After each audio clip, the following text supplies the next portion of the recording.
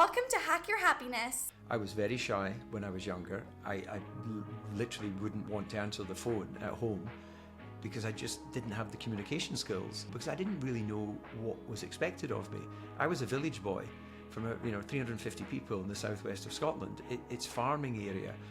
And when I got on this journey of racing, you're meeting people from all around the world. Hack Your Happiness is a podcast designed to bring you the behind the scenes of what brings iconic individuals happiness, plus their life hacks. I'm Mercedes. And I'm Anastasia. Today we are speaking with David Coulthard. My dad had raced karts when he was younger, and we were all given the chance to race karts. It progressed, of course, into racing cars and ultimately Formula One. David Coulthard. The legend David Coulthard. David Coulthard. Multi-Formula One race winner. Was on the podium 62 times. Win the Grand Prix of Monaco. What is the number one way that you've used to bounce back from a mistake? If you build a lot of negative thoughts in your mind, I see it like little building blocks. So you can build a wall of negativity or you can build a wall of positivity. What are your top 3 tips for teens to manage this mental anguish? You've got so many questions going around in your head because you just don't know. You're starting out in life. But I think that the benefit of life and experience is to know. What's your best tip for teens or for anyone to be more focused? I think recognizing that there isn't this utopian world where everybody is super efficient from 9 until 5 or whatever the working hours. Welcome to Hack Your Happiness. Welcome, David. Thank you very much, and great to be able to talk to you both and see where we can share some ideas together. Yes, thank you. We are just so excited to have you on today. Anastasia and I are huge fans. Anastasia loves Formula One. For sure. She plays the video game with my dad and everything. Yeah, we have like the wheel over there, so then we can. They're huge fans, and so am I. And you're an iconic Formula One race car driver and broadcaster. So what led you to take an interest in race car driving? Well, it was a classic sort of family situation in that my dad had raced karts when he was younger and had been Scottish karting champion, I think, when he was 14. Your listening truly means the entire world to Anastasia and I, and we would love to invite you to join the Happiness family, which is completely free, and that way you'll never miss another episode of Hack Your Happiness. You can join the family by following this podcast on whichever podcast listening platform you're on now. And there's a brilliant picture actually that I have. Racing's moved on so much since those days, where he's sitting in his cart with his sort of half-faced helmet with a leather jacket and a pair of jeans. They didn't have proper race suits and things like that back in the day, but he had the biggest smile on his face, and he was not academically good at school because he's dyslexic, but he was good at sport and threw himself into all sorts of sports at school and was the champion of champions 2 years running, which was called the Victor Ladorum at his boarding school. And motor racing was a passion of his that he shared with his father. But my grandfather passed away the following year, so then any chance of continuing racing stopped for him. But fast forward another 10 years or so, and he's got 2 sons, and then a few years later a daughter. And we were all given the chance to race karts, and that became a passion for me, and it progressed, of course, into racing cars and ultimately Formula One. Incredible. What I really love about that story is, you said your dad struggled in school, and I think that is, but he was such a success in race car driving. I think that's so important for us, as teenagers to keep in mind, like, just because you're not super, super great in one area doesn't mean you can't just be an absolute rock star in another. And, don't let yourself be defined by your setbacks or where you struggle. Instead, find a place where you thrive and that you really love to build your skills in. For sure, and don't define your success and say, I'm not successful because I'm not the greatest at school, because you can be successful in multiple different aspects of life. It doesn't just have to be at academics, or it doesn't just have to be at sports. You can be great at different facets and still be extremely successful. Exactly. Yeah, well, I think actually just picking up on that sort of theme, what you're exposed to, and I have a 16-year-old son who is just in my office, and he's back to school on Monday. What you're all exposed to is multiple subjects, of which some you'll enjoy more, Some you'll be good at, some you won't be so good at, and therefore you might not enjoy it. But you're having to deal with that weekly. This roller coaster of, I enjoy this subject and this teacher, I don't enjoy this one. I'm good at sports, I'm not good at sports. Whatever it happens to be, you're on an emotional roller coaster whilst you're growing up and maturing from, girls to women and from boys to men. Whereas once you get into adult full life and finish college, university, whatever you choose to do, you then tend to be into one thing which hopefully you enjoy, and you're not therefore exposed on a weekly basis to this roller coaster of highs and lows of what school sometimes can give you. So it is challenging, there's no question. And remembering my childhood, I was a generalist at school. I was not brilliant at anything. I wasn't really bad at anything, so I just sort of in the middle. But my son is in that place where he just wants to finish school. He's a bright boy, but just not particularly interested, wants to get out into the workforce and make his own way. And I don't feel as a parent, it's my role to tell them you cannot do that, because in the end, when I'm there to guide, but if you really have a passion to want to go a certain direction, having anyone hold you back is going to be counterproductive. So it's a real challenge, isn't it, to deal with what you have to deal with when you're going through school. For sure. 100%. And I think it's so interesting how, like you said, when you are a teenager, it's constantly like, I don't want to go to math, but I have to do math, and I don't want to do maybe English, but I have to take that class. But just knowing that, this is not forever, and soon, try to spend time developing your interest and learning what you're interested in, because eventually you'll be able to spend some more time pursuing that, especially as you move through life, and just knowing life is long and we've got lots of time to, also experience what we love. And that's important. For sure. And you've had such an amazing career and such an insane journey. What do you think has been one of your greatest challenges, and how did you overcome this? If our episodes help you hack your happiness and find a small bit of happiness in every day, be sure to share this episode with a teen in your life or anyone in your life who could use a small bit of happiness, as well as shop our happiness wellness products to bring a small bit of happiness to your home, linked in the description. I think, there's been many challenges, so maybe I'm not able to answer so clearly the greatest one, but I think, again, a conversation I just had with my son, he's a lot more confident at 16 than I was. I was very shy when I was younger. I literally wouldn't want to answer the phone at home because I just didn't have the communication skills. And I remember my father would answer the phone, and he's kind of pushing me to get over that hurdle of understanding that communication and being able to deal with people is an important part of any business. Unless you're a reclusive writer who creates, Harry Potter or whatever it is, and then just has to submit it to the publisher for approval, then there's not many jobs that you don't have to interact with people. So learning those skills is important. So my son has that already. It took me a long time to gain confidence in just basic communications with people, because I didn't really know what was expected of me. I was a village boy from 350 people in the southwest of Scotland. It's farming area.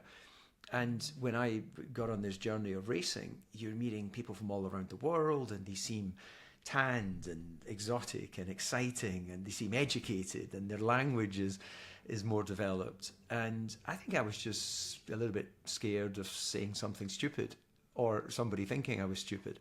And I think what sport enabled me to gain confidence in, that I was good at racing, I was good at driving, therefore I was achieving success, and that gives you a certain recognition and a certain acceptance.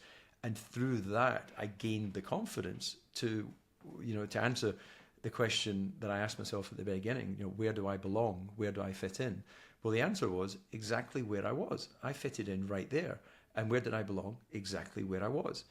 Because I'd earned the right through my performances to be there. And then, of course, you get older and you care less about what people think. And you just crack on. Your friends are your friends, and those that you aren't friendly with, that's fine. You become more comfortable with not being bothered about pleasing everybody. As long as those that appreciate you are pleased and you appreciate others, you're never going to get along with everybody, so don't worry about it. 100%.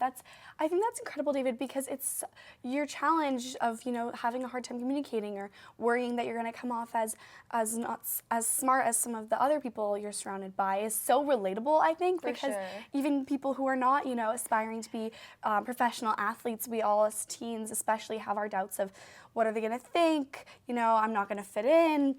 They're going to think that I'm like, an outsider.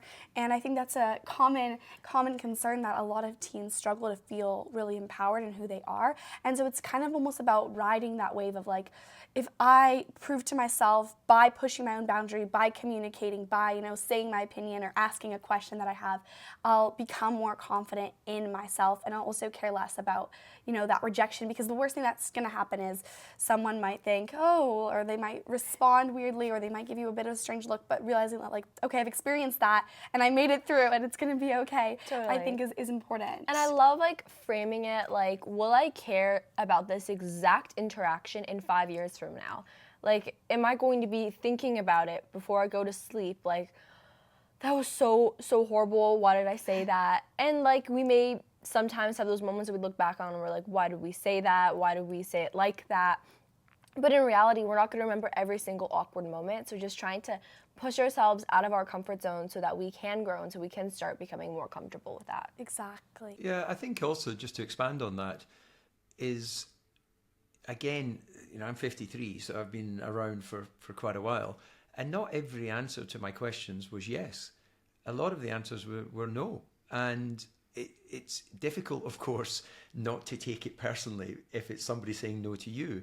But somehow you need to build that filter of it's a no because it doesn't fit for that person at this point in time. It doesn't mean that it's always going to be no. It doesn't mean that you're not going to get a yes to that question, whatever it happens to be, in 6 months, in 6 years, whatever it happens to be.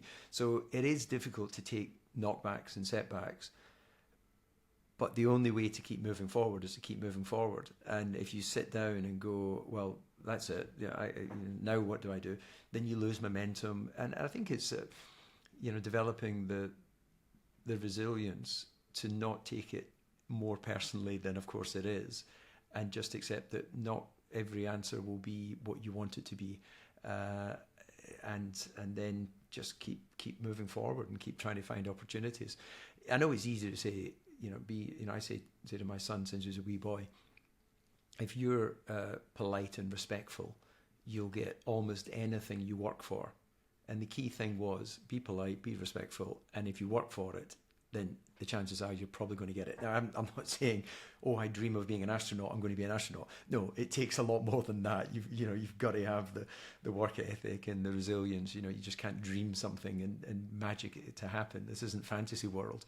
There's billions of people on this planet, and someone else is going to have the same talent as you. So therefore, how are you going to make sure that you're the one that gets the opportunity? Is to have that work ethic, is to be reliable. If somebody says 2:00, then it's 2:00, it's not 2:10. I'm sure you've got friends who are always a little bit late for things because they can be. Well, people tend not to be late for flights because you can't, but then they might turn up late for a coffee meeting or a dinner meeting because they can. Well, if you always set that every deadline, every meeting is what it's meant to be, it's a deadline, then that in itself becomes a good discipline for life. Totally. I love that. I think it's so important to kind of view everything as important, especially, when you're meeting up with someone and, you're like that 10 minutes late. I feel like it can almost come off as like you don't really respect their time as much. And just, again, I love that of being respectful.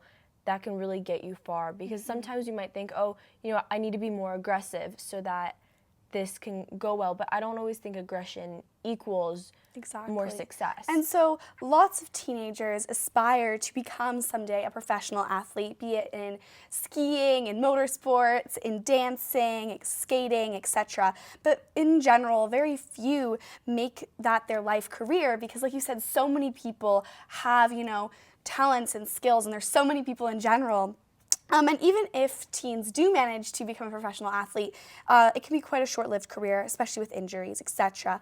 And so since you found your driving passion at such a young age, did you ever plan for what you would want to do if driving didn't become your career? Well, our family business is transport. We have a truck company that was founded in 1916. So my grandfather was running that when he passed away, and as I say, my father would have been 15. So the company was looked after by his mother and a family friend until my father was 21, and then he took over the business. My brother now runs the business, and his 3 grown-up kids, they're not kids, they're adults, all work in the transport company. So I always imagined that I would work in the transport company. I never fancied being a truck driver, but I always thought maybe more office-based or client-facing. So when I left school, I actually went to start at a local college to do business computing, because computing, although is a big part, you don't know what it's like not to have computers. I grew up in a time before mobile phones, the internet, and home computers, so it was a new thing back in the 80s. But at the same time as I started that course, I was my first year of cars when I was 17. And I was winning the races, and I won both championships. So I stopped very quickly going to college to pursue my racing career, and that became my profession. So I guess I would have been in the transport office had I not been a Formula One driver. I think it's great to have, family that you can spend time with. And it's great that you had like a family business that you knew you could definitely go to if your racing career didn't work out. And you've spoken also a lot about mental anguish during your racing career. How did you handle this while you were still racing, and what are your top 3 tips for teens to manage this mental anguish, including stress and fear? I think what's important for everyone who's feeling a little bit lost or a little bit unsure, or all of the things that we experience, especially as teenagers, and as I keep referring back to my son, there's so much that he's going through that I went through, and when I was a teenager, I didn't necessarily know, what it was all about, how I was going to find the right direction, am I doing the right thing? You've got so many questions going around in your head because you just don't know. You're starting out in life, and it's not that I think that adults don't have anguish and self-doubt at moments. But I think that the benefit of life and experience is to know that it will pass, and that tomorrow is another day, and it's another opportunity, and that we have to take responsibility for our choices and our actions. And we all fit in somewhere. It may not be the aspiration. I would love to have been a singer and to be on the stage, but I can't sing. So no matter how much I would love that, it's never going to happen. So there's going to be an acceptance for what we can actually do and what role we can play. But I think there is definitely a role for us all, and no one will ever be disappointed by people who are reliable, who turn up when they're supposed to, follow the instructions that they're given, and deliver what's required of them. So I think in that respect, it's just having that belief that there is a role for you, and there will be an opportunity, no matter how difficult it may seem. And it's easy to say when you've got some years of perceived success behind you, but it's just keeping moving forward. None of us asked to be born.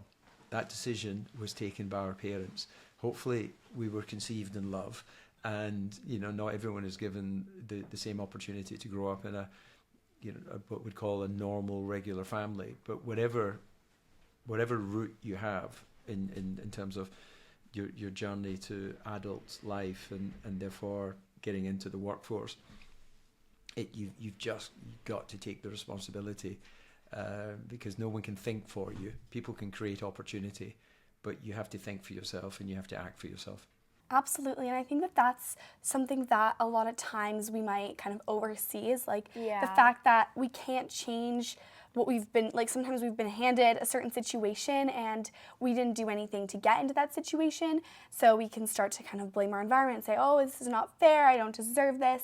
And while that's true, it's so important to say, instead of dwelling and focusing all on, oh no, like why do I not get the same opportunities as my friends, or why don't I have the same talent as someone, or why don't I have the same situation as someone else? Realizing like, okay, what can I do to get myself to my goal? What can I do to find more happiness, to feel better? Like reframe your mindset. Exactly. And one of my favorite sayings is that this too shall pass. Like, no matter how great things are going, enjoy it, because one day that opportunity will pass. Like, nothing lasts permanently.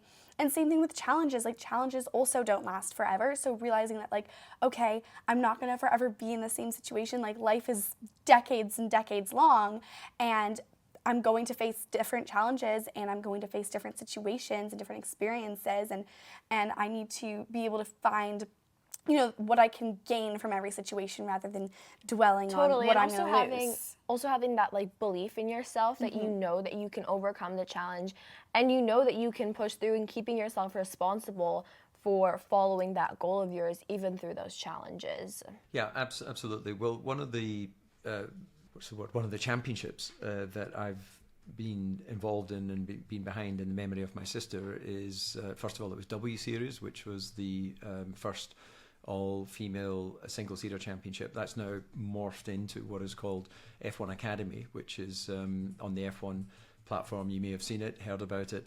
And one of the reasons, as I say, in the memory of my sister who passed away 10 years ago now, was that, you know, certainly in motor racing, there's many more young boys go into karting than young girls. But at that lower level, the girls compete equally with the boys and, you know, have great success. And then it becomes more challenging when you go through the teenage transition from girl to woman and from boy to man. And then there hasn't been that sort of aspirational role model that tells the young women that they could make a professional career, and therefore many of them stop racing. So it's been a great hobby, but they don't transition into being professionals. And I see no reason, and all the research that we've done shows there's no reason why there is a barrier to more professional women in motorsport, and ultimately the highest level, which is Formula One. So I think that's a sort of great example of if we can get more young girls in karting, bring the numbers up, because there's thousands of young boys around the world do it, and there's probably 100 or whatever number happens to be girls that are doing it. So clearly the head count is giving the boys a higher likelihood of making it to the top. But hopefully over time, and the world is a very changed place today, and has changed significantly in my lifetime, and will continue to do so. So, you know, maybe in the future we'll see competing on the same level as your Hamiltons and Verstappens and Leclerc, or whoever your favourite driver is. We'll see some women in Formula One, but undoubtedly we'll see more women as professionals within motorsport generally. Absolutely. Yeah, for sure. I think it's all about, you know, kind of realizing that, like, okay, just because, like, if you're in motorsport or another place where you don't see a role model, realizing that, like, I could be the first. Like, there's been a first person in all other industries. Like, there was a first woman in space. There was a first woman, you know, to work in, at some point, you know, a hospital or in an educational facility. And so, like, realizing that I could be the first in any case, even if it's, like, the first person in my school to start a club, or the first person in my school to you know, ask for a certain change. Like, realizing that it's okay to kind of want to push the boundaries. And, for sure. And when it comes to mental anguish, I think a lot of teens feel a lot of, like, fear about who am I going to be in the future, and realizing that, like, kind of riding that roller coaster that we were talking about. Like, you don't need to know your 5-year, 10-year, 20-year plan. Like, it's okay to focus on who you are in the present moment and develop those memories and experiences, and then use those to kind of propel you into the future. Definitely. And I think also, like, knowing that, you know, being the first will have its challenges, but it'll also have its, like, successes and its ups and those exciting moments, and just kind of preparing yourself for Exactly. And so, a little bit of a twist in the conversation, but racing is very precise, and it requires you to be the best version of yourself. But I can imagine that this pressure for perfection almost can be very challenging. And what is the number one way that you've used to bounce back from a mistake in racing, as well as now in just regular day-to-day life? Yeah, it's interesting, isn't it? Because some people are very visible and vocal in their frustration, and other sports like tennis would be a more obvious, or football, soccer would be more obvious, because you see their faces, you can see the frustration, you can see the racket being smashed on the tennis court, where in motor racing you don't see the driver's face, and very rarely at the highest level would you see much, gesticulation from the cockpit. I did it a little bit when I was racing against Michael Schumacher, but most of the time you keep your hands on the steering wheel because you're trying to control the car. So it's one of the things that I think that sport and motor racing taught me, is to move on from the mistake and try and turn the mistake into an opportunity, because it's a mindset. A mistake is a mistake. It's a negative thing. And if you build a lot of negative thoughts in your mind, I see it like little building blocks. So you can build a wall of negativity, or you can build a wall of positivity. None of us are immune to the highs and lows of emotions. If you're a normal, whatever that is, human being, we feel joy, we feel sadness, we feel love, we feel anger and hate, and all they fall into the negative emotion part of your brain. Jealousy is something I remember when I was a young man, feeling jealousy, and it was such a negative emotion, and it was my insecurity rather than something that someone had done that was hurtful. And learning to not put yourself in that emotion can free you into being in a positive space. So it takes discipline. And I think the experience of motor racing, where if you look at the most successful Formula One driver, it's Lewis Hamilton in terms of race victories and championships, equal with Schumacher. But he's entered more Grand Prix by a factor of 50% than he's won. So he loses more than half the time, which still makes him an incredibly successful racer. But clearly, if you were a boxer, if you were losing half of your fights, that's not a good place to be. But in motor racing, you don't win all your races. You just can't. So you have to be able to deal with loss. You have to be able to deal with disappointment. And my way of doing that is to understand what are the things that I did wrong. Can I change it? Yes. Okay. What am I going to do to change that?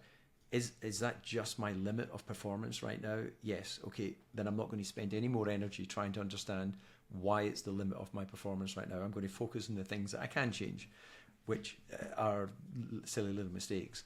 So it's about always trying to find things that you can improve on.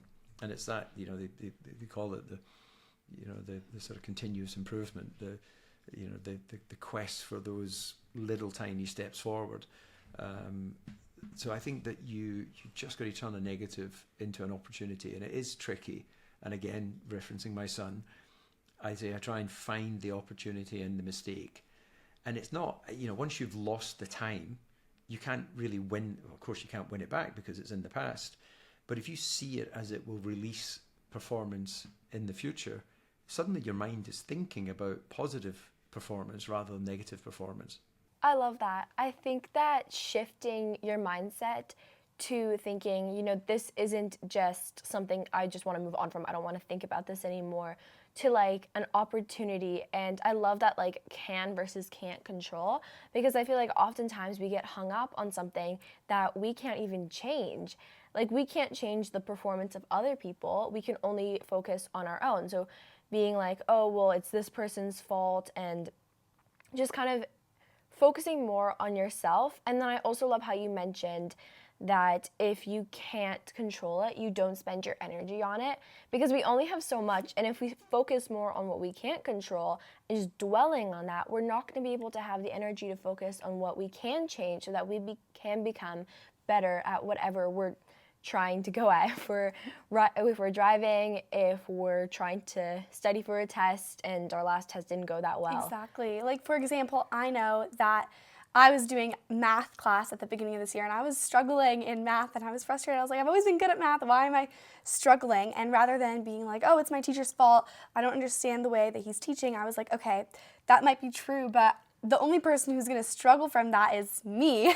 So how can I overcome this challenge and my math test mistakes that I continuously make?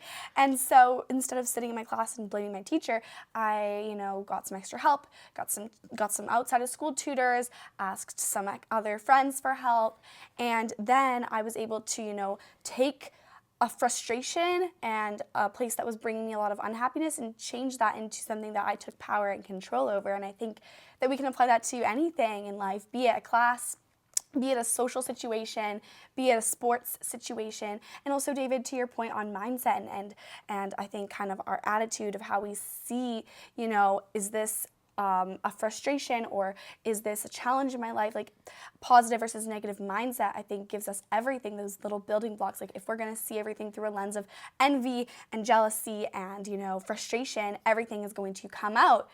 Like we're going to see it as something that brings us anger and frustration and jealousy. But if we're going to see everything as an opportunity, as a thing that can bring us happiness, if we work towards it as, something that can propel us into a better version of ourselves, as exciting or interesting, things are going to just come off as more exciting and interesting. Yeah, I think when you mentioned about math class, I was general at school rather than exceptional.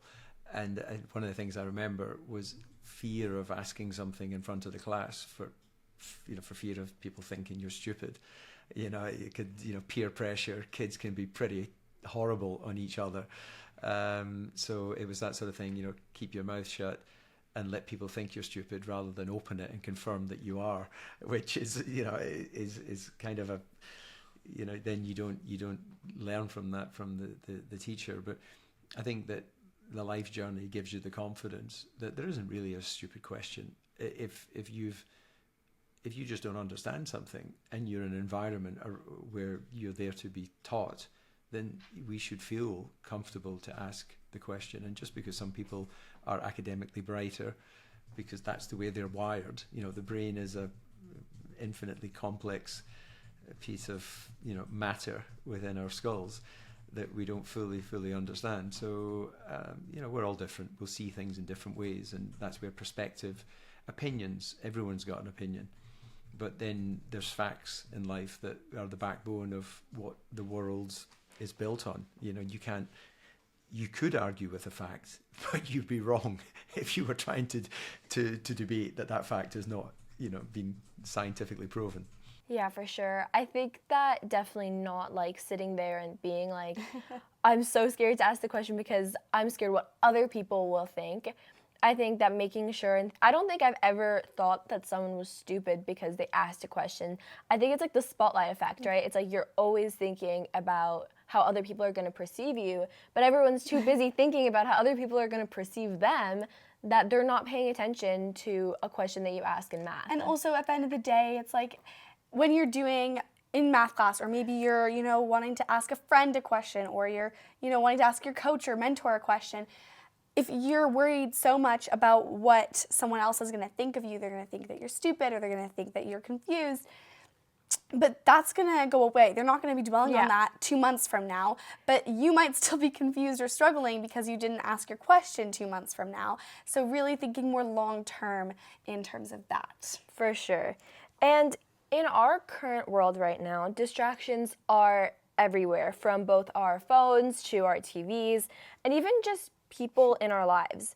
Focus is really important from both racing to your current career and broadcasting, as well as for teens in school and daily life.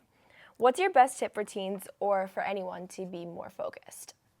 Yeah, it's a great challenge, and I'm not going to say it goes away as you get older, the challenge of getting focused and sitting down and tackling what needs to be done. And I go through waves. I go through waves of being motivated and productive, and I go through waves where I just don't feel motivated to take care of day-to-day business or things like that. So I think recognizing that there isn't this utopian world where everybody is super efficient from 9 until 5 or whatever the working hours, and it's about going with the ebb and flow of where your mind is at. There's many days I wake up and I've got sort of brain fog and I just can't think absolutely clearly as I would like, and there's other days when I feel that I've got moments of clarity and I become very assertive and assured and all that sort of thing. So it's the life challenge, but I think procrastination is a terrible thing. We all have it, but it's about knuckling down and accepting that you're going to have to do something at a certain point, So if you've got the clarity of mind that day, then that's the day you should do it, because once it's done, it's done. Once it's done, you don't have to worry about it. But if it's on your to-do list and people expect you to do it, then if you go, I don't care, then it shows an attitude that others will go, well, if he or she doesn't care, why should we care about them? In the workplace. Simple things like homework. Many times I did my homework on the school bus heading into school when I could have done it over the weekend. But sometimes you just need the pressure of a deadline to get you focused. As long as you get it done, then that's the minimum that's expected. It's those that continually make the excuses. My dog ate it, or whatever. That's been going around since, I'm sure, schools were first invented. So the teachers really have heard it all before. Yes, for sure. And I think that procrastination is an interesting thing because in our world, it's so easy to say, oh, well, I'm going to just take a little break, go on TikTok or go on Netflix for like an hour, and then that hour turns into like 3. I think we've all been there.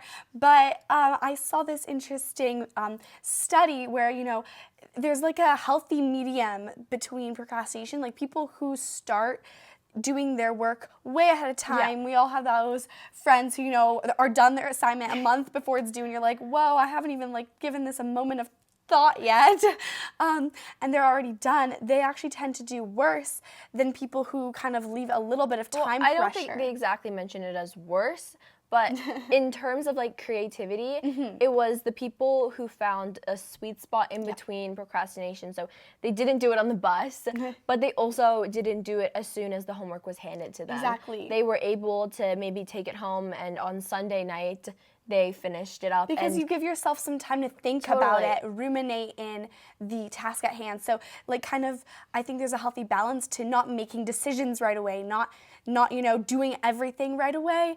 And so not leaving it until for sure the last moment, but not also always trying to be ahead of the curve, because if we're always so focused on being ahead of everyone and if I know exactly what I'm going to do and what I'm going to apply for when I'm done high school and what I'm going to be working on 10 years from now, and I'm going to be done my math homework a month before it's due and start studying for finals in April, then you're always going to be thinking so far ahead that you're not going to be able to kind of enjoy the current moment and get the most from the current moment as well. Yeah. And so it's all about finding that healthy balance and healthy medium, I think.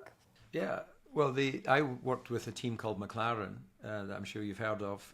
We've got Lando Norris and Oscar Piastri. So I was with McLaren for 9 years, and at that time the team principal and owner, part owner of the team, was a gentleman called Ron Dennis.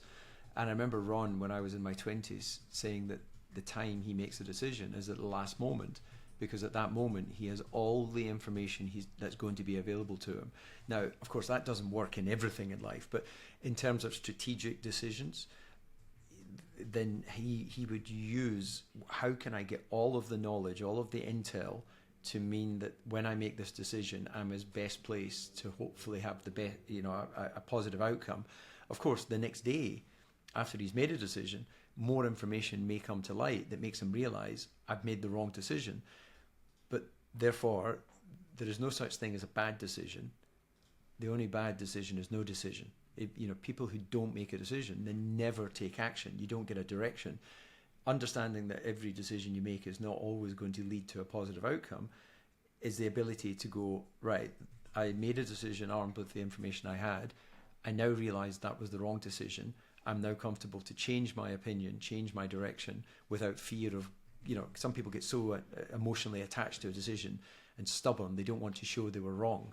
Well, you're only wrong if you don't change your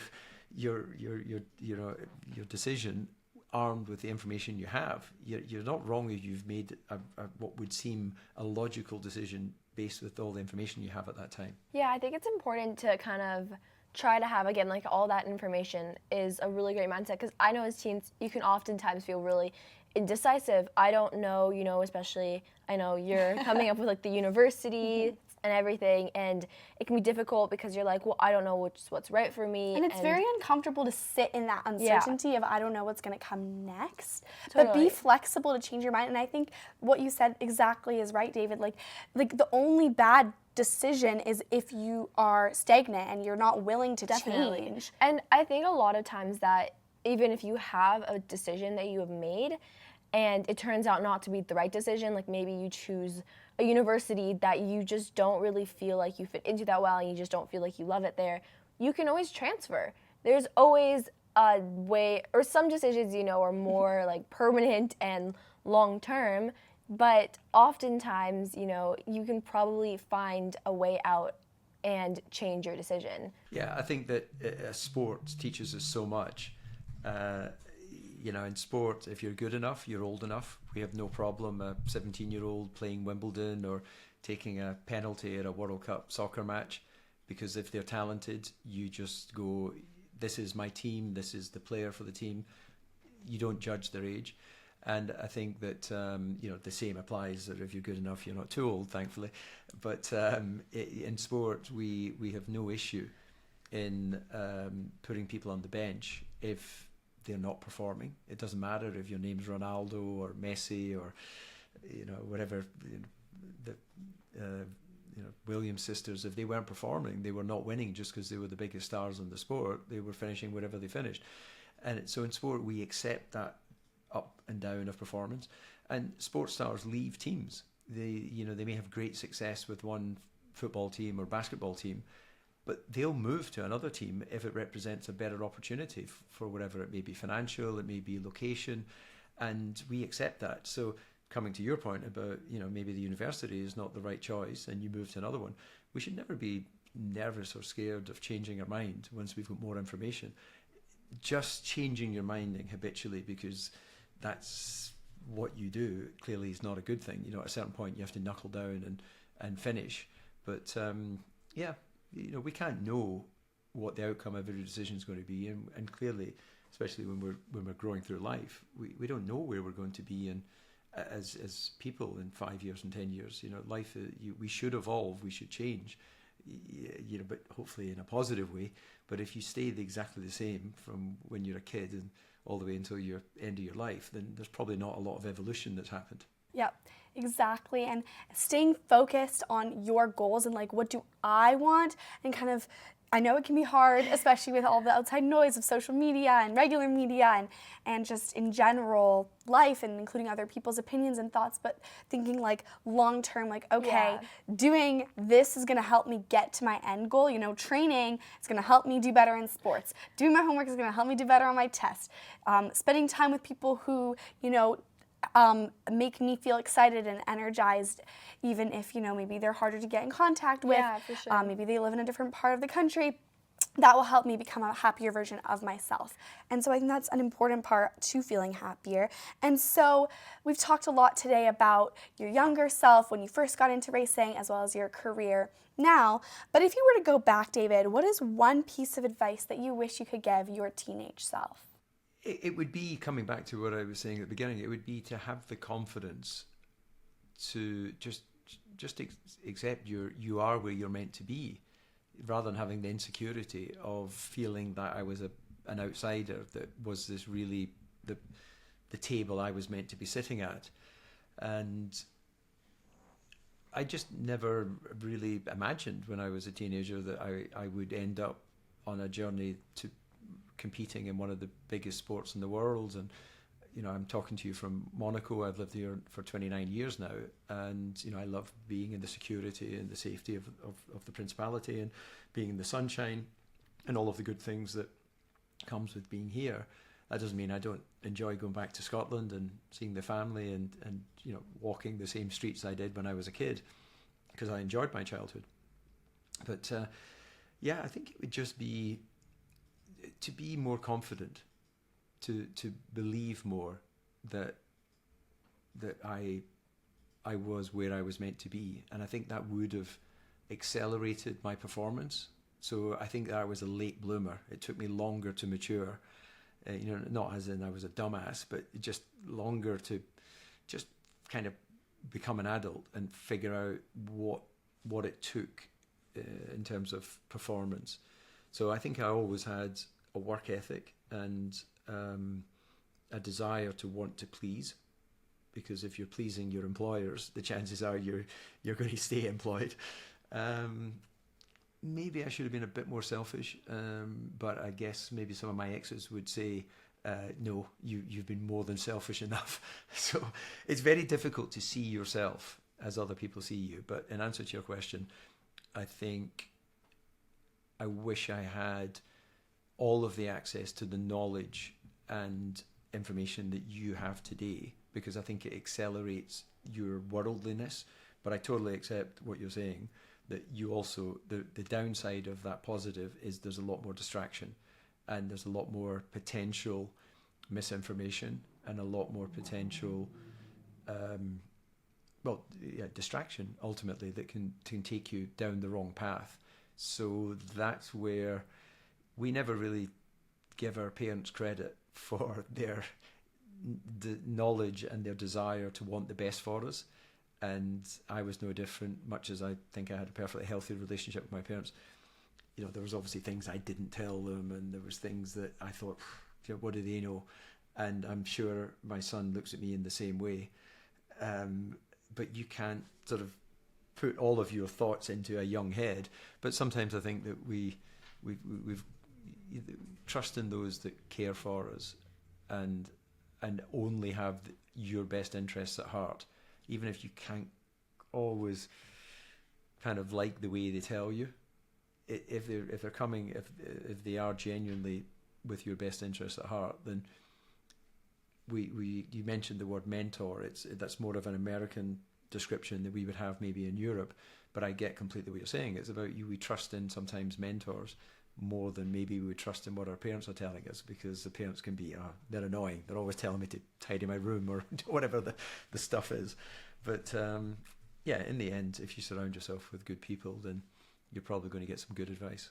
Absolutely. And what I think is really interesting about the confidence piece is, a lot of times we look at athletes or we look at celebrities and we're like, wow, they're so confident. I wish I was so confident in my abilities and my skills. And wow, and just like hearing your story is so interesting, because just like so many teens and so many adults, you've also struggled to really feel empowered in yourself and your abilities. And so knowing like, okay, it's human to not always believe in myself, but the difference between, living and leading a fulfilled lifestyle and dwelling in my insecurities is pushing myself, like you said, and telling myself that I can do this and doing it anyways, even if I don't think that it's always going to turn out, like just trying my best. For sure, like that mindset is such a huge, important part of having success. You can't be putting yourself down and still expecting yourself to do great. Yeah, it's kind of like you said about the wall of negative or positive. If you look at things through the positive wall, then you're going to be willing to try more things, and that will lead to more positive. As well as also surrounding yourself with people that you genuinely trust,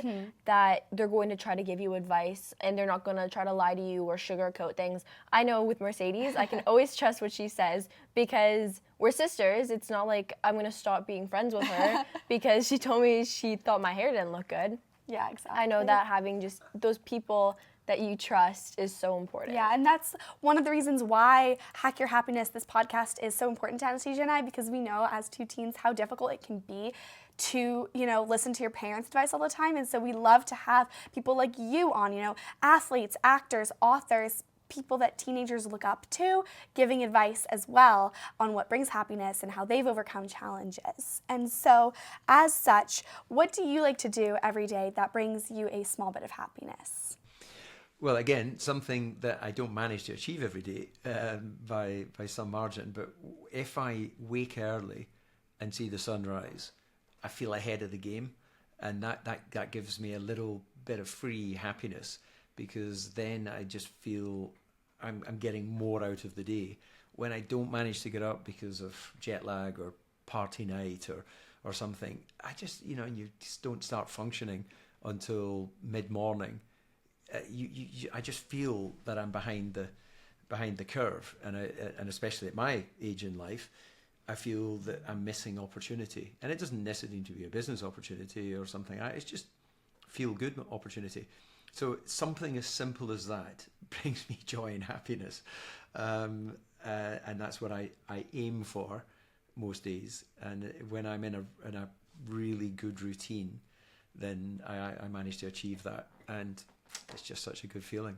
I know. I love seeing the sunrise in the know, morning. right? Luckily, here in Canada, it rises pretty late. It rises so, at like 8:30. So these you're days. pretty much going to see the sunrise Yeah, every day. especially in the winter. But I agree, like having a positive start to the morning and having that routine right from the get-go, I think making you feel productive and happy. I mean, for some Yeah. people, sleeping till 11:30 is a lot of happiness. But I know for me as well, like I love to feel ahead.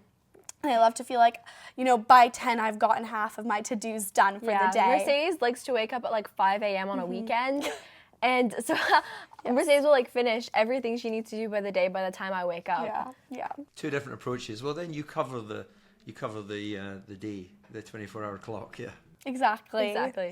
So do you have a specific motivational quote that you love and remember? And if so, why? What a good question, of which there probably is somewhere in my muddled mind. Could be something simple like a Winston Churchill quote where he said, "Never, never, never quit," and that shows a resilience which during wartime and thankfully we see less of that on a world basis. But of course there are wars going on around the world, and if you really believe in a cause, then quitting is not an option. You cannot stop if you truly believe in something. Everything matters is a little mantra, which I say to myself. Everything matters. You don't have the time to do everything on any given day, but I'm the sort of person that if there's a little something, piece of paper or someone's dropped a wrapper on the floor, I can't walk past it. I have to pick it up and put it in a bin because it matters. It shouldn't be there. So attention to detail is something that blights my life, but also enhances it because I just want everything to be the best it can. And it's not about spending a fortune on super expensive things, but it's about something old can still be clean and be, it doesn't matter if it's an old sofa that's years and years old, but keep it clean, you take it, scrub away stains and things like that. So sometimes I see people, they appear to not really take care of not so much personal hygiene, but just like home hygiene and things like that. I just think that if you can't be in a clean environment, it's very difficult to then have the clarity of thought and the freshness of thought. So everything matters. Absolutely. Those are both such great For sure. sayings. I love the Winston Churchill one because like you said, when you believe in a cause, be it, in a charity, be it in a movement, be it in a business, work towards that, but also, and never give up, but also I think that applies to ourselves. Definitely. Never give up on finding what brings you happiness, never give up on finding the right group of people, never give up on finding what truly is bringing you passion and joy. I think that too often we kind of put ourselves into a box and say, okay, these are my limits and these are my barriers. This is what I like. These are the people I spend time with. Exactly. And I think also realizing that as people, we're constantly growing and we're not only going to like these things our whole lives. We're okay to change. 100%. Yeah, your taste will change as you get older. There's no question about it. So, do not fear. Whatever it is you love today might be something that you still enjoy in the future, but you'll have found another love. Exactly, and it's okay to have that change like we've talked about today. And so, David, is there anywhere where our listeners can find you if they would like to keep up and learn more? Well, I'm active publicly through my commentary in Formula One, so the Formula One app, through those, if any of your listeners in the UK, that I broadcast on Channel 4. I also have the podcast with Eddie Jordan, who's a former Formula One team owner, which is called FFS, Formula for Success, and that can be found where all the podcasts are. It's very much about motor racing, a little bit about, I guess, business and life experience. It's not overly serious and may have a bit of profanity on occasion, so it's maybe not best for all your listeners, but and that's it really. I'm not on any other particular platform for preaching. I'm just living my life, enjoying my life, and of all the lives I've had, this is the best so far. Oh, I love amazing. that. Well, thank you so much Yes. for joining us today and for all your incredible insights. Anastasia and I are such huge fans, so this was such an exciting This was conversation. amazing. Thank you. No, thank you very much, and I look forward to following your journey. And I hope that, well, you won't get all your choices right, but that's the whole journey of life, isn't it? Thank you so much for listening to this week's episode of Hack Your Happiness. And thank you so much to David Coulthard for joining us today. Anastasia and I are both huge F1 fans, so this was very exciting for us. Anastasia, what's your biggest takeaway? I think my biggest takeaway is that it's okay to not have to make a decision straight away, and that sometimes the later decisions are better because we'll have more information. And on top of that, it's okay to be flexible to change once you've made that decision. Totally. What about you? One of my biggest takeaways from David is the fact that when you're going through a period of time where you're feeling stressed or fearful, you know, that kind of mental anguish, build a wall of positivity by seeing setbacks as opportunities, seeing fears and stressors as means to build more positivity into your life. And that can be really, really difficult when you're in the moment of stress or in the moment of, I guess, anguish, but really just seeing mistakes as a way to move forward rather than just dwelling on them in the past. For sure. Now, if you enjoyed today's episode, check out our episode with Toni Breidinger. She's one of the top NASCAR race car drivers in NASCAR right now, and also the most followed NASCAR driver.